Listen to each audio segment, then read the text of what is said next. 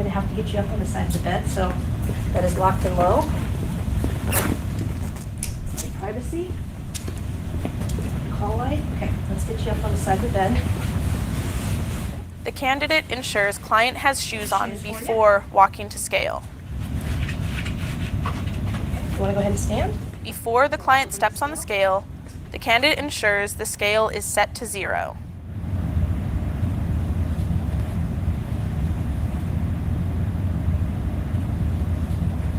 While the client steps onto the scale, candidate stands next to scale and, if needed, assists client.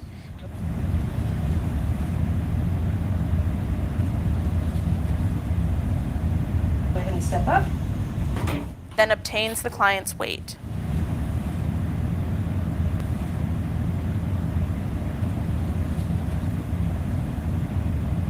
Go ahead and step off. While the client steps off the scale, candidate stands next to scale and assists client, if needed, off scale before recording weight.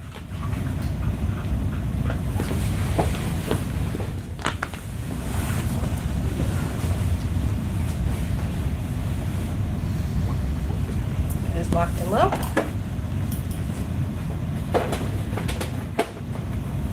Here's your call light. Privacy curtain. Before recording, the candidate washes their hands. A critical step.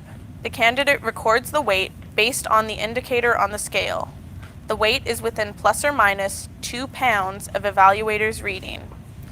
If the weight is recorded in kilograms, the weight is within plus or minus 0.9 kilograms of evaluator's reading.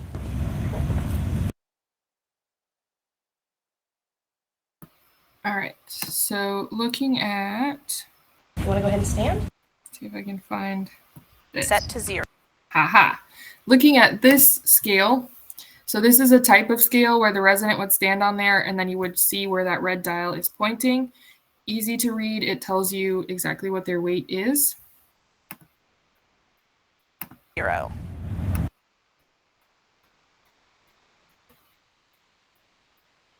Scale. This And if needed, scale, standing up here, this tall one is that manual one that I was showing you with the little dials that you move across the bottom and the top to get the little indicator to balance between. So again, depends on your facility for what they'll have. Like I said, though, most facilities honestly have digital scales. Like the resident steps on and there's a number and that's their weight. Also, most facilities have scales that you can roll the wheelchair onto. If you're checking a resident's weight in their wheelchair, you need to know not only the weight of the wheelchair with the resident, but also the wheelchair without the resident, so that you can subtract the weight of the wheelchair and get just the weight of the resident. So make sure that you get both of those if you're doing a wheelchair weight.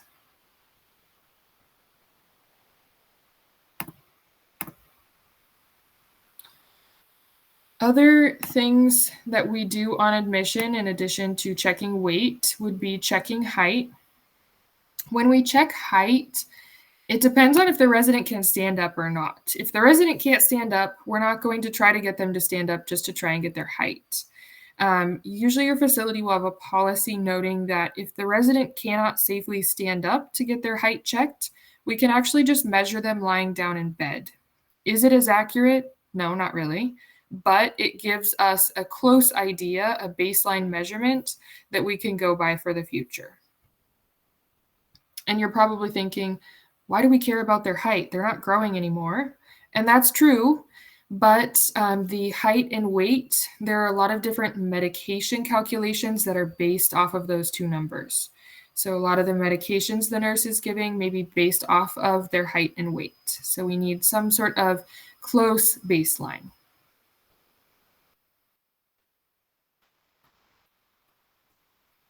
Again, we get these baseline values because in the future when we check their weight, of course, according to facility policy, usually we do weekly weights in facilities. Some residents need to be weighed every day for various medical conditions.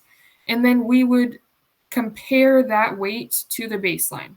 So we should be able to look at how much did they weigh when they came in, what did they weigh 1 week after living here, 2 weeks, 3 weeks, etc., so that we can see any patterns.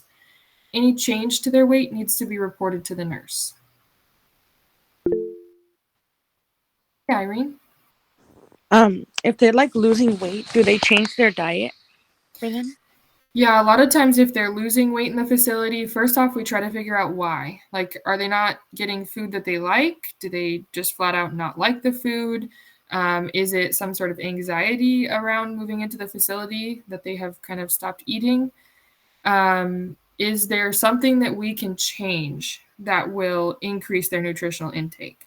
If not, a lot of times the doctor will write an order for some sort of nutritional shake, like a boost shake or ensure shake, and then those will be offered to the residents periodically throughout the day as well. So we try to figure out why and correct it. If we can't, the doctor may order that in addition to meals. Good question. It's really important to know your residents' likes and dislikes. Think about foods that you really like or foods that you really don't like. And if you moved into a facility and they were serving you every night for dinner Brussels sprouts and you hate Brussels sprouts like I do, would you be eating them? No, right? You don't like them. So if we can figure something out like that and say, this resident doesn't like Brussels sprouts, we can put that on what's called their diet card, which we'll talk more about when we get into nutrition. And we don't have to serve them that. So then we would serve them things that they like. Maybe instead of Brussels sprouts, they like green beans or carrots. We can feed them those things instead, and then hopefully they will start to eat more and they won't be losing weight. So lots of troubleshooting. All right, any questions about admissions?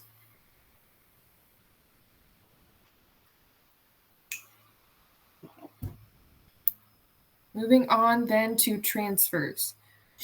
So transfers, a couple of different things can happen. The resident can be transferred maybe to a different room in that facility, maybe a different wing. So maybe they're in assisted living and they're needing some more memory care. Maybe they're going to be transferred from assisted living to memory care. They can also be transferred from one facility to another, maybe transferred from the facility to their home. It kind of just depends on the circumstance. So regardless of where the resident is transferring to, they have to be informed of that transfer. We can't just pick up their stuff and move it and tell them, oh, we moved your room, by the way. No, they need to be informed of that. So the nurse is going to fully explain the details of the transfer to the resident.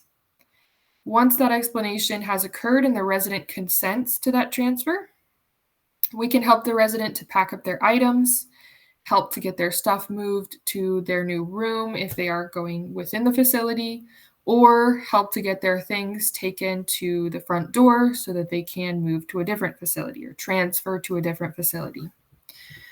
So one example of a facility transfer I can give you, for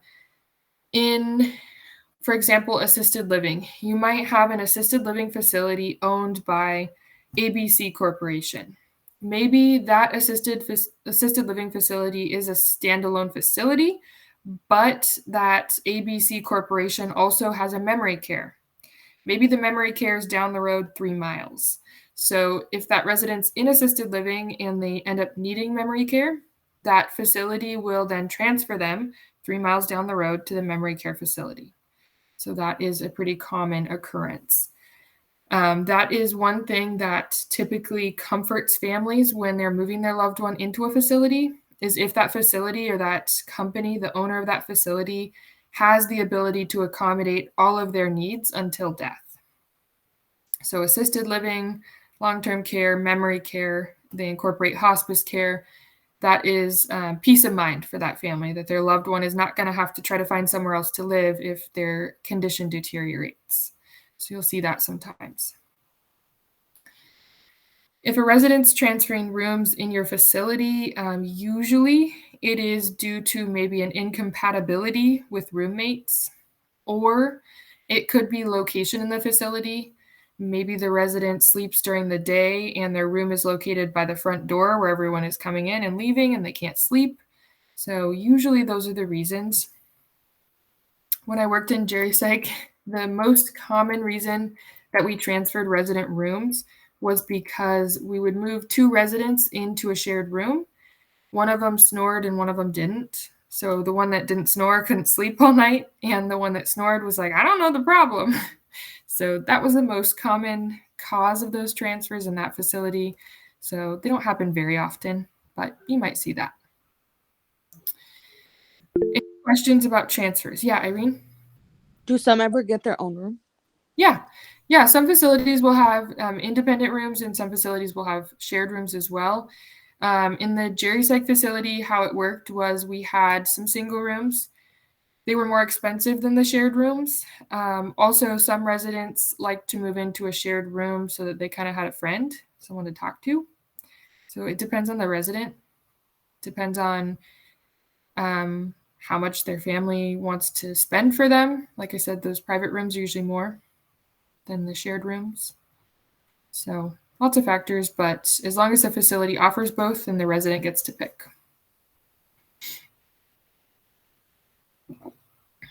All right, moving on to discharge. So if a resident's being discharged, what that means is they are going to be leaving our care permanently. So maybe they're discharging from our facility, maybe they're going to go live with a loved one. I had this happen once where resident moved into our facility because their child that lived in the area did not have the ability to take care of them. And then one of their other children actually moved into town and took over care. So they moved in with that child took care of them. Sometimes they are discharged maybe to a facility in a different state.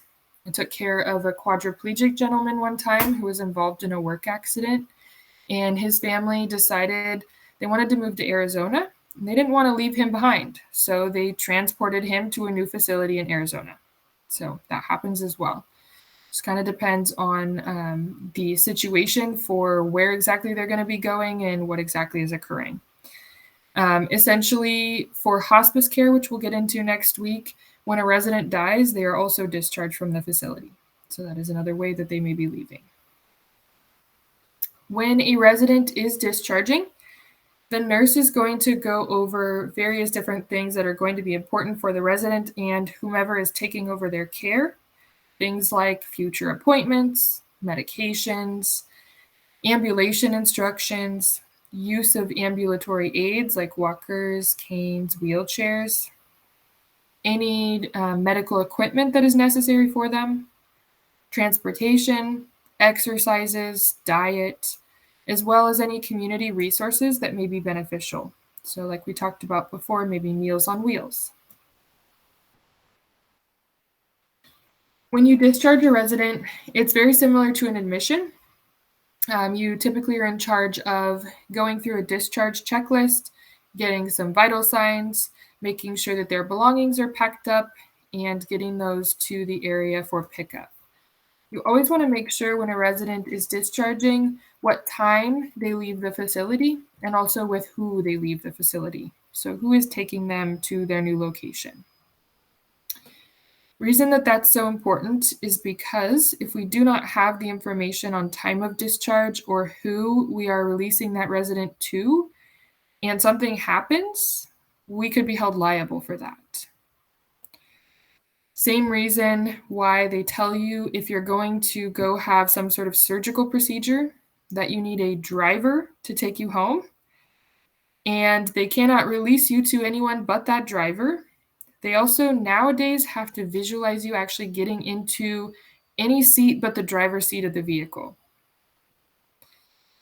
Again, liability. So very important to collect that information.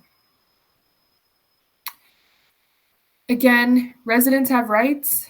So they do have the right to be notified and also to consent to the fact that they're being transferred or discharged. That is a law set in place by OBRA.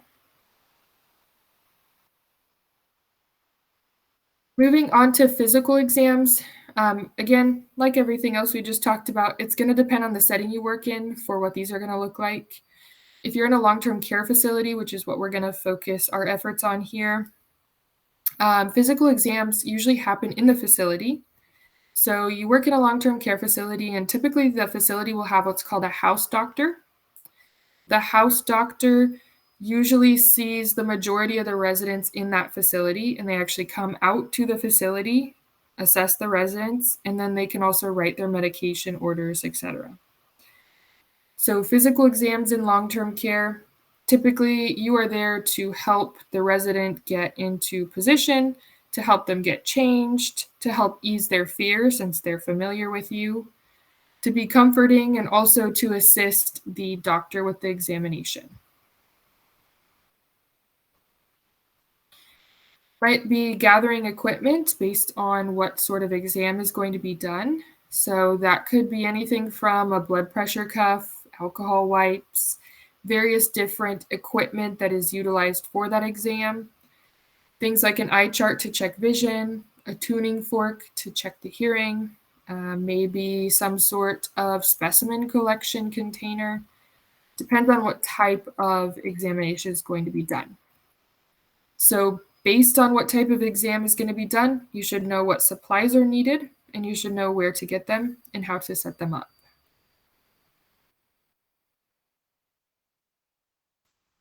Positioning of residents, these positions we're going to talk about now are not like the supine, semi-fowlers, etc. These positions are only for examination. So these are not positions we would put residents into. They are not comfortable positions. Dorsal recumbent is a position where typically for females lying flat on the back with the knees flexed and the feet flat on the bed, typically utilized for some sort of female examination. Lithotomy position, same thing, except for with the lithotomy position, the legs are flexed and the feet are up into padded stirrups. So again, for some sort of female exam. Knee to chest position, lying on the abdomen with the knees pulled up.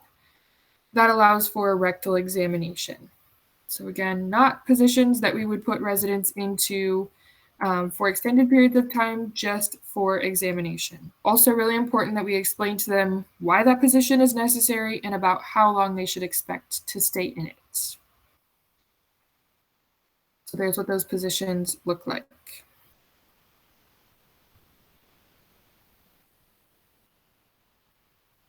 Be aware of your own bias. Remember, we don't judge residents. We need to make sure if we have a smaller resident that we offer them a smaller gown. If we have a larger resident, we offer them a larger gown. Also, we need to make sure that the size of the exam table is appropriate for the resident. We don't want to put the resident in danger on an exam table. So if we need a larger exam table, we need to obtain one and make sure that the resident is safe on that table. Also, just like we talked about with a stretcher, please never leave a resident unattended on an exam table. They're usually higher up in the air. There's no side rails, no wheel locks, no safety features, so we need to stay with them.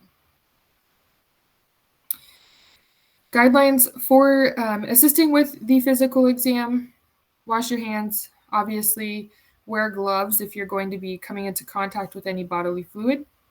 Make sure privacy is provided.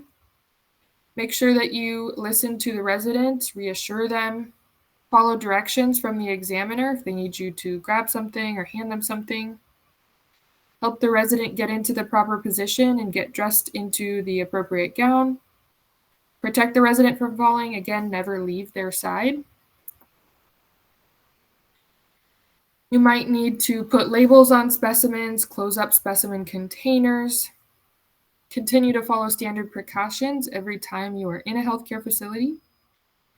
After the exam's done, you might help the resident get dressed, get cleaned up, get returned to their room. You might dispose of any disposable equipment, clean any equipment that's reusable. Take the specimens to the appropriate location in your facility. Remember that with exams, residents have rights, so they have the right to be informed of why the exam is needed. They have the right to choose their examiner. They have the right to have family present if they want to. They also have the right to refuse. So if we tell them it's time to have their exam and they refuse that exam, we need to let the nurse know, but we're not going to force them to do something that they don't want. Any questions on admissions, transfers, discharges, or helping with exams?